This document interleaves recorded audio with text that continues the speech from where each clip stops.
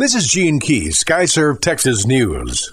3 people are dead after a murder-suicide at a San Antonio home. The AssociatedPress.com contributed to this report. San Antonio police said a man who lived at a home called 911 around 4:30 p.m. Monday and reported that someone was shooting his wife before the call abruptly ended. Police say a man in his 40s shot and killed his parents before killing himself at a home in the west side of San Antonio. The man and his wife were watching TV in the living room when the shooting started. Police have not released a possible motive for the shooting.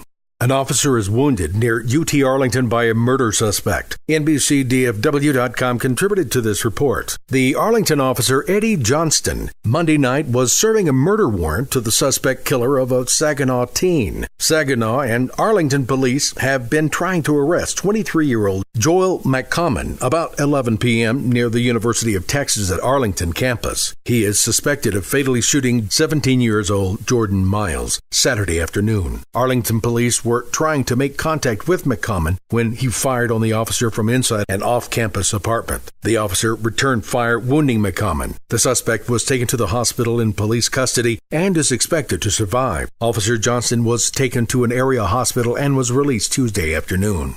There's a drive-by shooting in East Oak Cliff, leaving 1 dead and a woman critically wounded. DallasNews.com contributed to this report. Tuesday afternoon in an East Oak Cliff neighborhood. According to police, 2 men drove to a house and got into an argument with the homeowner. One of the men started shooting towards the house. The homeowner, 38-year-old Ronnie Lee Carter, was shot and killed in his front yard. A 32-year-old woman was also shot. She was taken to a hospital in critical condition. Police received calls for a robbery at the same time in the same block as the shooting, but it's unclear whether they were related. Police are withholding information about the drive-by shooter and his motives.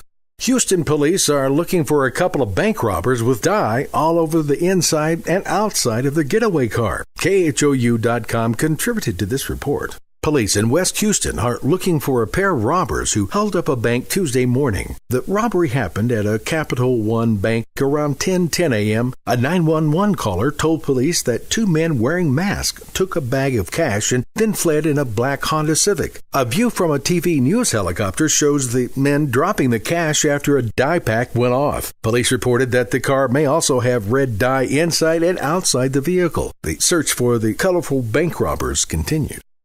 Visit us on YouTube, Facebook, or Twitter at Skyserve News Service. This is Gene Keys, Skyserve Texas News.